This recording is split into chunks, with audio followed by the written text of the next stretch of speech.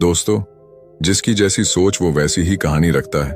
कोई परिंदों के लिए बंदूक तो कोई परिंदों के लिए पानी रखता है। उस इंसान से कभी झूठ मत बोलिए जिसे आपके झूठ पर भी विश्वास हो। दुनिया के तानों से कभी नाराज मत होना। अनजान लोग तो हीरे को भी कांच का समझ लेते हैं। सच्चा रिश्ता एक अच्छी पुस्तक जैसा होता है, कितनी भी पुरानी हो जाए फिर भी शब्द नहीं बदलते। कामयाबी के दरवाजे उन्हीं के लिए खुलते हैं जो उन्हें खटखटाने की ताकत रखते हैं। जो लोग सब्र करते हैं या तो वो जीत जाते हैं या फिर सीख जाते हैं। जिंदगी में एक दूसरे के जैसा होना जरूरी नहीं होता, एक दूसरे के लिए होना जरूरी होता है। नमस्कार दोस्तों, धनी सेठ और एक गरीब आदमी की कहानी। दोस्तों, यह कहानी जानवर को भी इंसान बना सकती है। पत्थर की तरह मजबूत दिल रखने वाले की आंखों में भी आंसू आ जाएंगे। जिस गरीब आदमी को सेठ ने अपने महल के सामने एक रात्रि के लिए आश्रय नहीं दिया, उस गरीब आदमी ने सेठ के साथ कौन सा व्यवहार किया, इस कहानी से समझते हैं। दोस्तों, यह कहानी बड़ी ही शिक्षाप्रद, महत्वपूर्ण और ज्ञानवर्धक है। मेरा आपसे निवेदन है कि कहानी के अंत तक हमारे साथ में बने रहना। नमस्कार दोस्तों, मैं YouTube चैनल में आपका दिल से स्वागत है। किसी नगर में एक बहुत धनी व्यापारी रहता था। उसके पास इतना धन था कि अपने रहने के लिए उस व्यापारी ने कई महल नुमा घर बना रखे थे। सेठ की सेवा के लिए उसके पास कई नौकर चाकर और कई तरह की सुख सुविधाएं थीं। यदि सेठ को एक महल से दूसरे महल तक जाना होता तो वह घोड़े पर चढ़ करके जाता था। सेठ का व्यापार पूरे नगर में फैला हुआ था और इसी कारण से उसे बहुत बार यात्राओं पर निकलना पड़ता था। परंतु सेठ इस व्यापारिक यात्राओं पर अकेला ही जाता था। किसी भी नौकर और अपने साथ किसी अन्य आदमी को लेकर के वह सेठ नहीं जाता था। इन यात्राओं के दौरान उसे कई बार घने जंगलों में होकर के निकलना पड़ता था और कई सराय में उसे रुकना पड़ता था। सेठ को अपने किसी भी नौकर पर विश्वास नहीं था, इसीलिए हमेशा वह सेठ अकेला ही यात्रा करने के लिए निकलता था। इसी तरह सेठ के दिन बीत रहे थे। एक बार की बात है, रात के समय वह सेठ अपने महल से सामने एक दिन टहल रहा था कि उसके सामने से एक बूढ़ा व्यक्ति आता हुआ दिखाई दिया। उस बूढ़े व्यक्ति के कपड़े बहुत ही फटे पुराने थे। सिर पर वह गठरी को लादे हुए थे। जैसे ही उसने सेठ को देखा, उस बूढ़े आदमी ने जो गठरी उसके सर पर रखी हुई थी उसे उठा करके नीचे रख दिया और सेठ को प्रणाम करते हुए कहने लगा, श्रीमान जी, मैं बहुत दूर से आया हूं और मैं बहुत थक गया हूं। यदि आप आज्ञा दें तो यहां रात काट लूं।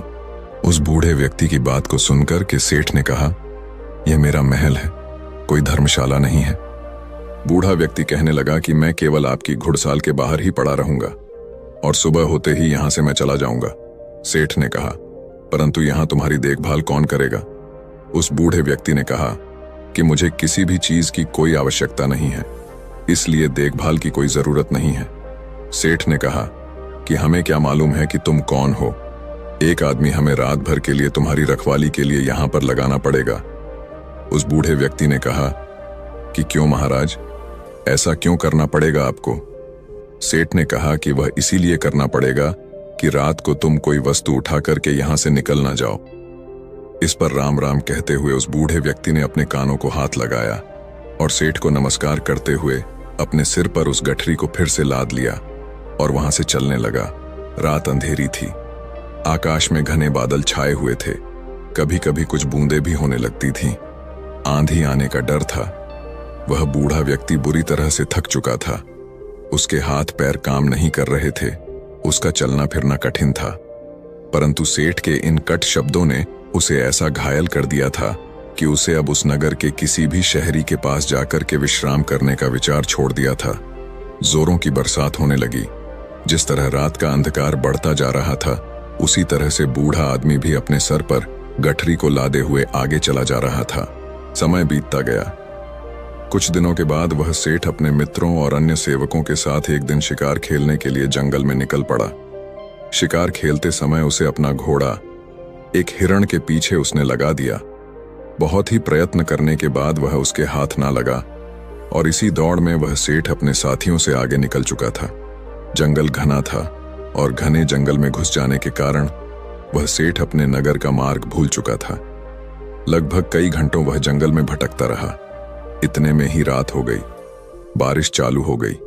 आंधी चलने लगी और बादल छा गया। कोई भी ऐसा व्यक्ति नहीं था जो सेठ की किसी भी प्रकार से कोई सहायता कर सकता था।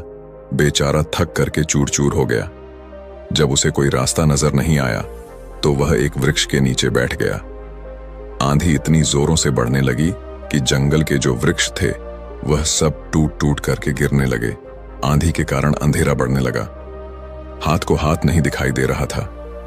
प्रकृति के इस प्रकोप से घबरा करके सेठ का जो घोड़ा था वह अपने बचाव के लिए इधर उधर भागने लगा। घोड़े का मालिक इतना थक चुका था कि उसे होश नहीं था। थोड़ी देर के बाद आंधी जब कुछ कम पड़, थोड़ी थोड़ी बरसात होने से चारों ओर जो फैली हुई धुल थी वह बैठ चुकी थी। आकाश को साफ हो गया था। तब सेठ ने देखा कि उसका घोड़ा उससे वहां से जुदा हो चुका है। उस सेठ ने उस घोड़े को 2000 रुपए देकर के खरीदा था और उस घोड़े से बहुत ही प्यार करता था। उसे पालने में उसने किसी तरह की कोई कसर नहीं छोड़ी थी। अब तो सेठ को घर पहुंचने की कोई भी उम्मीद नहीं थी। कहते कि सवेरा होने के आसपास रात का अंधकार बहुत बढ़ जाता है और इसी तरह आशा और सूर्य की किरणों के पहुंचने से पहले निराशा और दुख का अंधेरा भी बहुत अधिक हो जाता है। बहुत अधिक दुखी और निराश हो जाने पर उस सेठ को दूर से एक व्यक्ति आता हुआ दिखाई दिया। पहले तो उस व्यक्ति को देख करके वह सेठ सहम गया। कहीं यह कोई व्यक्ति चोर या डाकू ना हो जो उसे आकर के उसे लूट ले। परंतु जब उस व्यक्ति ने सेठ के पास आकर के नमस्कार करते हुए अपने होठों की मुस्कान से सेठ के हृदय को निर्मल कर दिया, सेठ को बड़ी उम्मीद दिखाई दी। उसे आशा का प्रकाश दिखाई देने लगा। हंसते हुए उस व्यक्ति ने सेठ से कहा, आप इतने क्यों घबराते हैं? साथियों के बिछड़ने से, राह भटकने से और किसी की सहायता ना मिलने से कहते हुए सेठ ने अपनी सारी जो कहानी थी उस व्यक्ति को सुना दी। उस व्यक्ति ने जब सेठ की कहानी सुनी तो उसको सेठ पर दया आ गई और वह सेठ को लेकर के अपनी झोपड़ी में चला गया। वहां जाकर उसने बताया कि वह अपने पिता के साथ रहता है। जो भी रूखा सूखा भोजन हम लोग खाते हैं आप भी खा लेना और यहीं पर रुक करके विश्राम कर लेना। सेठ ने कहा कि परंतु मेरे घोड़े का क्या होगा? उस व्यक्ति ने कहा, सुबह होने से पहले मैं आपके घोड़े को किसी भी तरह से ढूंढ लूंगा। सेठ ने कहा कि वह कैसे ढूंढोगे? तुम बड़ा घना जंगल है, इतनी अंधेरी रात है, तुम कैसे ढूंढ सकोगे? उस व्यक्ति ने कहा कि मैं इस जंगल के कोने कोने से परिचित हूं। सेठ ने कहा, तो क्या तुम मेरे साथियों को भी ढूंढ सकोगे? उस व्यक्ति ने कहा, यदि वे इस जंगल में हुए तो मैं अवश्य ही उन्हें ढूंढ निकालूं। इस उत्तर को सुनकर के उस अमीर सेठ को बड़ा ही संतोष हुआ। उसके मन में बड़ी उम्मीद जगी और इस तरह से वह सेठ पूरी तरह से निश्चिंत हो चुका था। वह अब भी सोया नहीं था कि उस व्यक्ति ने सेठ के सामने एक दूध का कटोरा ला करके रख दिया। सेठ ने कहा कि यह क्या है महाशय? उस व्यक्ति ने कहा कि सेठ जी, यह हमारी बकरी का दूध है। सेठ ने कहा कि तुम्हारे पास कितनी बकरियां हैं? उस व्यक्ति ने कहा कि मेरे पास तो सिर्फ एक बकरी है। सेठ ने कहा, क्या एक बकरी इतना दूध दे सकती है या एक शेर से अधिक नहीं होगा? तुम भी पियो।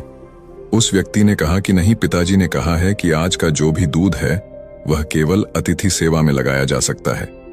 आज हम लोग दूध नहीं पिएंगे। सेठ ने कहा कि ऐसा क्यों? उस व्यक्ति ने कहा कि हमारे यहाँ सबसे बढ़िया चीज दूध को समझा जाता है और अतिथि की सेवा में हम लोग इसको पेश कर देते हैं। मैं पिताजी का इकलौता पुत्र हूं और दूध हमारे यहाँ सर्वोत्तम भोजन समझा जाता है। पिताजी ने यह आपकी सेवा में भेजा है। सेठ ने कहा कि तुम तो सचमुच देवता हो। सेठ की बात को सुनकर के वह व्यक्ति कहने लगा, नहीं सेठ जी, देवता तो बहुत दूर की चीज है, हम तो पूरी मानवता को भी नहीं अपना सके। उसकी बात को सुनकर के सेठ ने कहा, नहीं भैया, मानवता तो आप में कूट कूट करके भरी हुई है। इस तरह बातें करते करते वह सेठ सो गया। अपने अतिथि की सच्ची सेवा करने वाला वह व्यक्ति चुपके से उठा और हाथ में मसाल लिया और अपने अतिथि के घोड़े को ढूंढने के लिए वहां से वह चल दिया। ढूंढते ढूंढते वह सुबह के समय के आसपास ढूंढा। बहुत ढूंढने के बाद आखिर उसे घोड़ा मिल गया। वह अपने अतिथि का घोड़ा ला करके अपनी झोपड़ी पर लौट आया।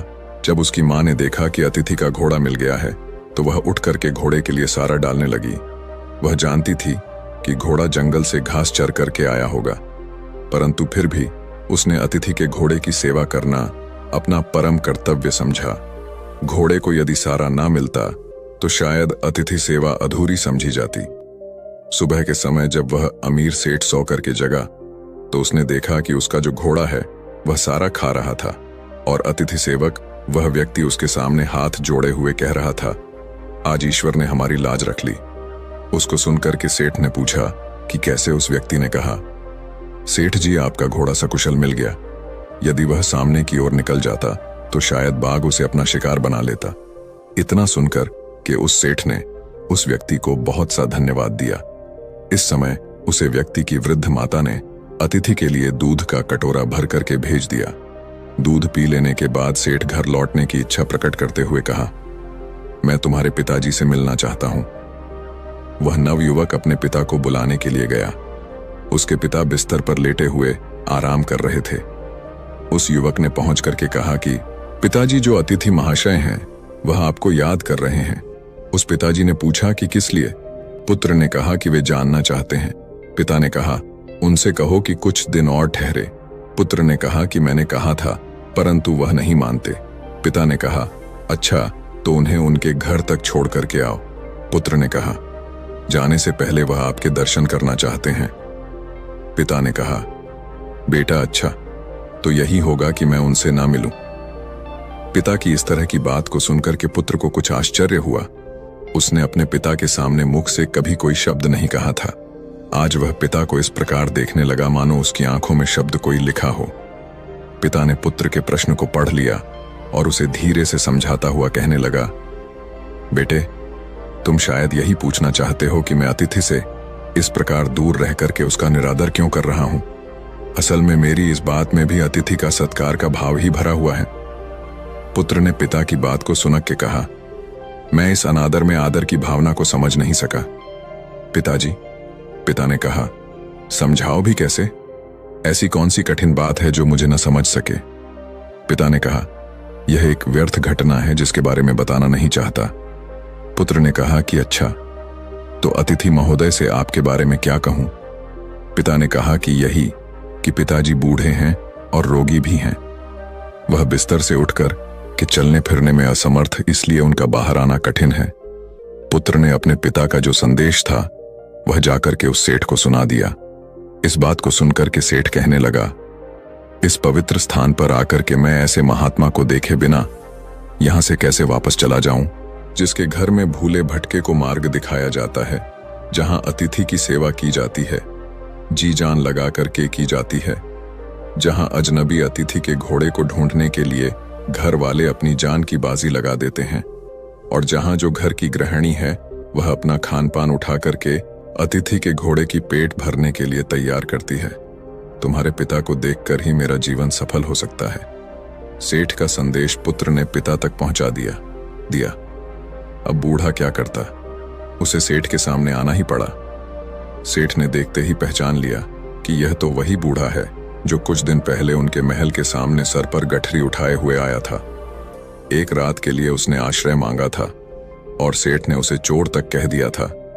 कितनी दानव थी उसके दुर्व्यवहार में। इस वृद्ध के पुत्र ने अपनी मानवता का परिचय देकर के उस सेठ के हृदय को बिल्कुल बदल दिया था। अमीर सेठ हाथ जोड़ करके खड़ा हो गया और अपने दुर्व्यवहार के लिए उस बूढ़े व्यक्ति से क्षमा याचना करने लगा। बूढ़े व्यक्ति ने कहा, आपकी ओर से क्षमा याचना का प्रश्न ही पैदा नहीं होता है, क्योंकि मैं बाहर आकर के आपको उस पुरानी घटना की याद नहीं दिलाना चाहता था। आपके आग्रह को मैं टाल नहीं सका, इसीलिए मुझे यहां आना पड़ा।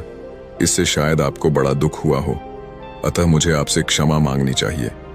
सेठ ने कहा, कितना ऊंचा है आपका व्यक्तित्व। इतना कह करके वह अमीर सेठ उस वृद्ध के चरणों में गिर पड़ा।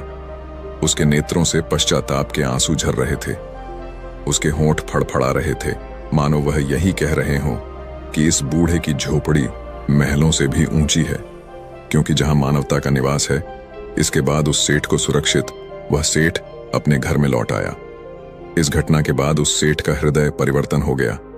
जहां कठोर हृदय वाला वह सेठ था, उसे किसी पर विश्वास और दया की भावना उसके मन में नहीं होती थी। वही सेठ बिल्कुल बदल चुका था। अब वह दीन और दुखियों की सेवा करता और उसके द्वार पर आने वाले जो भी अतिथि थे उनका पूरा स्वागत सत्कार करने लगा। सेठ का पूरा परिवर्तन हो चुका था। जो पत्थर दिल सेठ था वह पूरी तरह से पिघल चुका था। दोस्तों, ये कहानी आपको कैसी लगी है, एक प्यारा सा कमेंट करके जरूर बताना। और यदि वीडियो आपको पसंद आया है, अच्छा लगा है, तो इस वीडियो को लाइक शेयर करके चैनल को सब्सक्राइब जरूर कर देना। तो चलिए फिर मिलते हैं ऐसी एक और नई वीडियो में एक नए मैसेज के साथ। तब तक के लिए अपना ख्याल रखें। धन्यवाद और नमो बुद्धाय।